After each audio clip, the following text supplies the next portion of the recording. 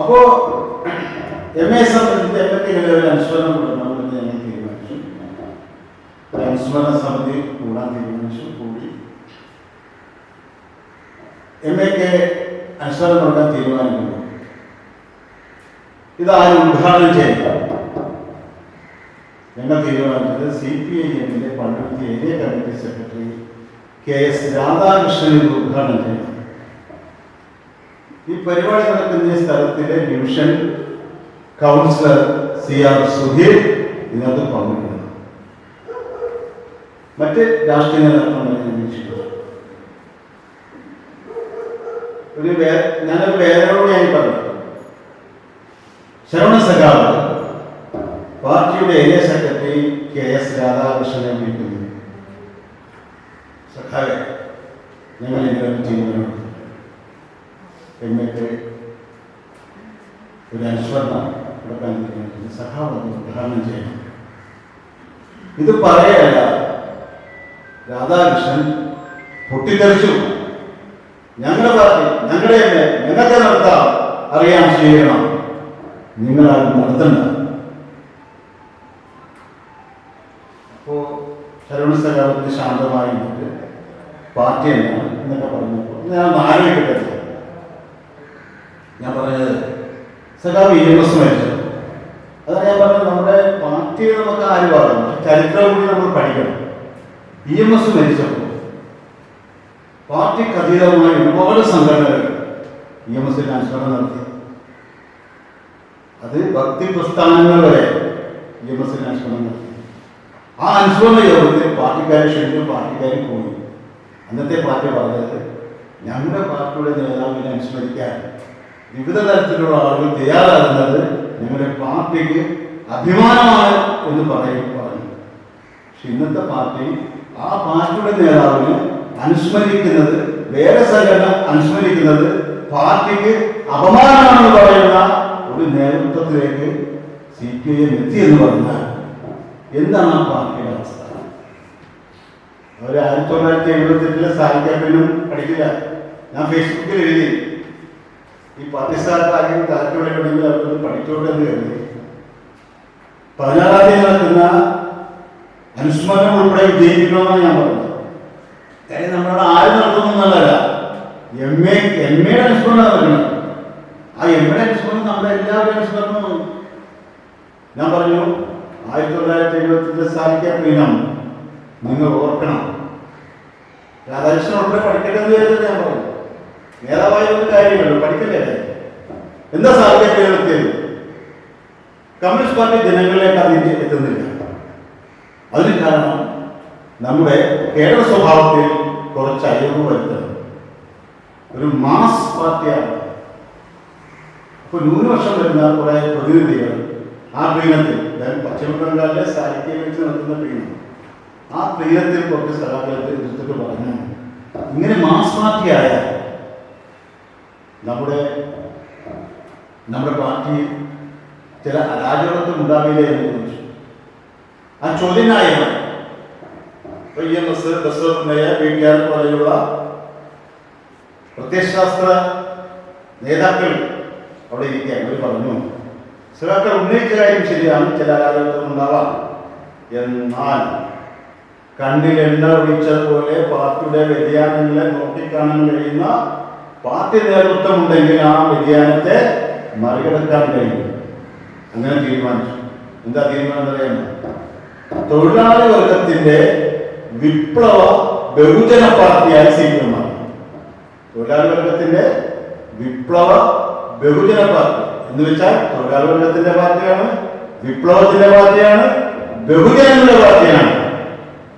ആ ബഹുജനങ്ങൾക്ക് തങ്ങൾക്ക് ഇഷ്ടപ്പെട്ട നേതാവിനെ കുറിച്ച് അനുസ്മരണം നടത്താം. ആ നേതാവിനെ കുറിച്ച് അവർക്ക് അനുസ്മരണം മാത്രമല്ല പല രോഗങ്ങളും നടത്താം. അത് നടത്തുമ്പോൾ എന്ത് ചെയ്യണം? അത് ഞങ്ങൾക്ക് കൂടി അഭിമാനമാണ് എന്ന് കാണുന്നതിന് പകരം അപമാനമാണ്. മാത്രമല്ല പാർട്ടി സർക്കുലറുണ്ട്, ഈ പരിപാടിയിൽ പങ്കെടുക്കരുത്.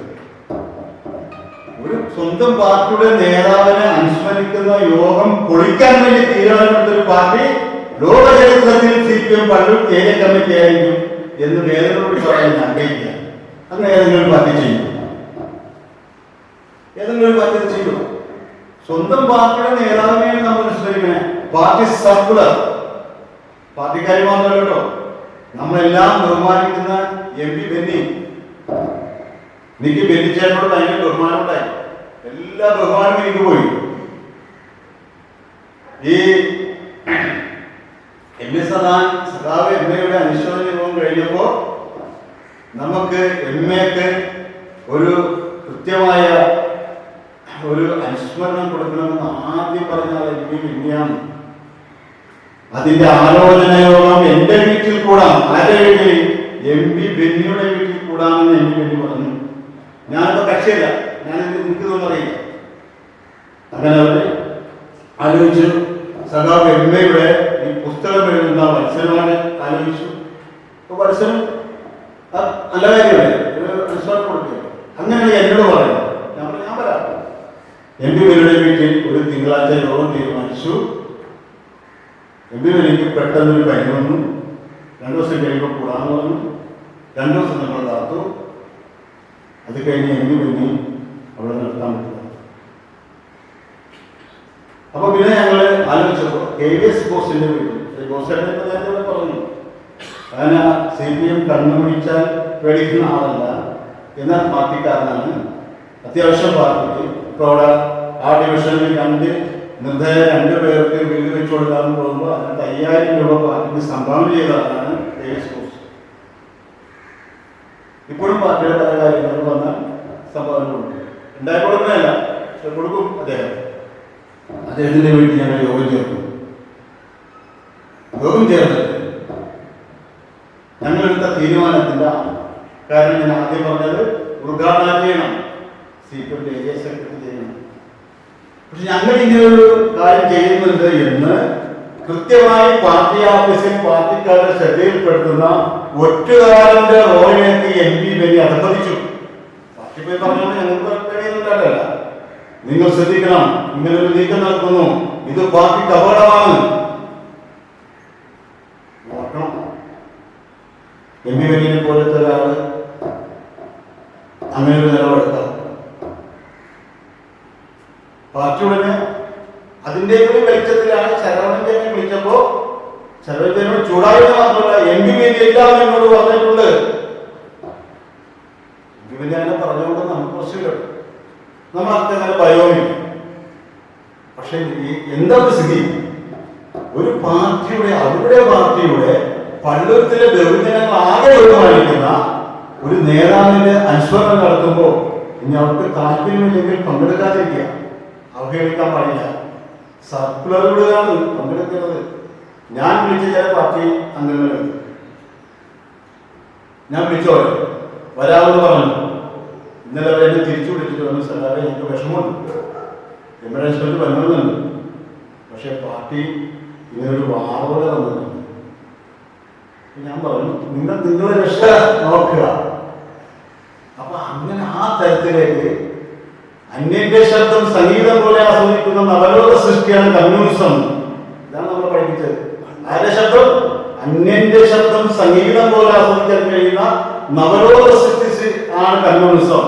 ആ കമ്മ്യൂണിസമാണ് പറയുന്നത് സ്വന്തം സർക്കാരിന്റെ അനുസ്മരണം ആരെങ്കിലും നടത്തിയാൽ ഞങ്ങൾ സർവശക്തി ഉപയോഗിച്ച് അതിനെ പൊളിക്കും, അവരെ ഞങ്ങൾ പാർട്ടി വിരുദ്ധരെന്ന് മുദ്രകുത്തും. ആരെ പാർട്ടി വിരുദ്ധർ? ഞാൻ ഈ പാർട്ടിക്കാരനല്ല, ആയിരുന്നു. ഞാൻ ബ്രാഞ്ച് സെക്രട്ടറി ആയിരുന്നു. ഞങ്ങൾ ഈ സംഘാടക കാർക്കും പാർട്ടി മെമ്പർഷിപ്പില്ല.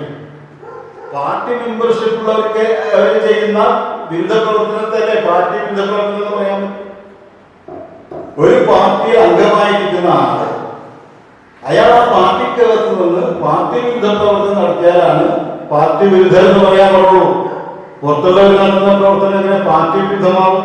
ആ കൺസെപ്റ്റ് പോലും അറിയാത്ത ആളുകളാണ് ഈ പാർട്ടി നയിക്കുന്നതെന്ന് നോക്കുമ്പോൾ നമുക്ക് വിഷമം. ഇപ്പൊ 16-ാം തീയതി നടക്കുന്ന MAയുടെ അനുസ്മരണം നമ്മളെല്ലാവരും പോകണം, പോകാൻ പറ്റാത്തവരൊക്കെ പോകണം. നമ്മുടെ MAയാണ്, ഈ പള്ളുവത്തിലെ MAയാണ്, നമുക്ക് പോകാൻ പറ്റുന്ന ആൾക്കാരൊക്കെ പോകണം. പക്ഷെ അവിടെ ഉദ്ഘാടനം ചെയ്യുന്ന ആരാണെന്നത് സംസ്ഥാന സെക്രട്ടറി CM സി മോൻ ഉദ്ഘാടനം ചെയ്യുന്ന കാര്യമാണ്. എന്താ പറയുക, 1994 പാർട്ടി എറണാകുളം ജില്ലാ സമ്മേളനത്തിൽ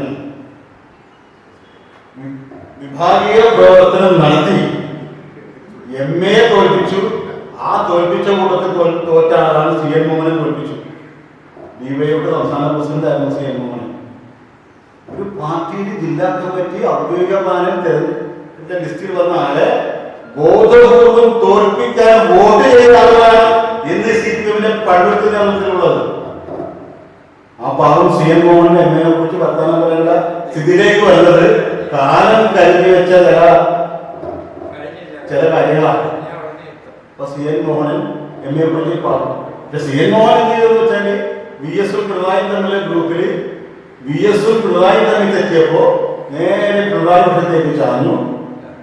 CN മോഹനൻ ദേശാമണി മാനേജറായി, പാർട്ടി ജില്ലാ സെക്രട്ടറിയായി, ഇപ്പൊ സംസ്ഥാന സെക്രട്ടറിയായി. പക്ഷെ MA അങ്ങനെ പിണറായി ഗ്രൂപ്പിൽ പോയിരുന്നെങ്കിൽ ദിനേശ് മണിക്കൂർ വരെ MA-യുടെ സ്ഥാനാർത്ഥിയാണ്. MA MLA ആകുമായിരുന്നു. സ്ഥാനമാനക്കാലത്തെ താൻ നൃത്യപ്പെടുത്തിയ ആദർശവും അതിന്റെ മൂല്യമാണ് എന്ന് മനസ്സിലാക്കുന്നവരാണ് കമ്മ്യൂണിസ്റ്റുകാരൻ. അല്ലാത്തവൻ കമ്മ്യൂണിസ്റ്റ് അല്ല. ഞാൻ നല്ല ശക്തമായി ഫേസ്ബുക്കിൽ എഴുതുന്നതാണ്. ഇന്ന് ഈ കഴിഞ്ഞ പൊതുമണിക്കൂട്ടത്തിന്റെ പ്രധാനപ്പെട്ട മുദ്രാവാക്യം എന്താ? മിനിമം വേതനം 26,000 രൂപയാക്കണം. അല്ലേ? നിങ്ങളെല്ലാം മുദ്രാവാക്യം പറഞ്ഞു. മിനിമം വേതനം 26,000 രൂപയാക്കണമെന്നാണ് പൊതുപണിമുടക്കിലെ ഒരു മുദ്രാവാക്യം.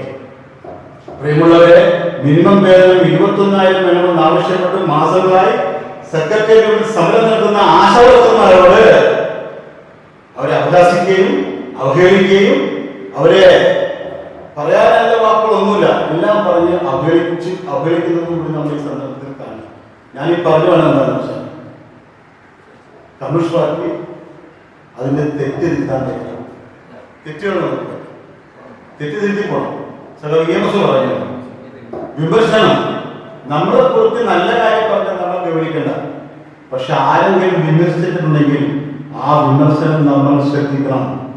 ആ വിമർശനത്തിൽ നമ്മൾ തിരുത്തേണ്ടതുണ്ടെങ്കിൽ നമ്മൾ തിരുത്തണം. അതല്ല, വിമർശനത്തിൽ കഴിവില്ലെങ്കിൽ വിമർശനം ഉന്നയിച്ച ആളെ അത് പറഞ്ഞ് ബോധ്യപ്പെടുത്തണം. അവന്റെ കൈവെട്ടലല്ല വേണ്ടത്, അവന് തിരിപറയലല്ല വേണ്ടത്, അവന് ഇല്ലായ്മയല്ല വേണ്ടത്. അവന്റെ തെറ്റ് എന്താണെന്ന് അവന് പറഞ്ഞ് ബോധ്യപ്പെടുത്തണം. അങ്ങനെ ആശയമായ വലിയ സമരമാണ് നമ്മൾ നടത്തുന്നത്. ആ ആശയപരമായ സമരം പള്ളൂരിൽ നടത്തിയാലാണ് സഖാവിനെ. അതിന്റെ ഒരു ഭാഗമായിട്ടാണ് ഞാൻ ഉൾപ്പെടെ ഈ CPM-ന്റെ ഭാഗമായത്. ഏതായാലും അദ്ദേഹത്തിന്റെ ദേഹവിയോഗത്തിൽ അനുസ്മരണം രേഖപ്പെടുത്തിക്കൊണ്ട് എന്റെ പത്രം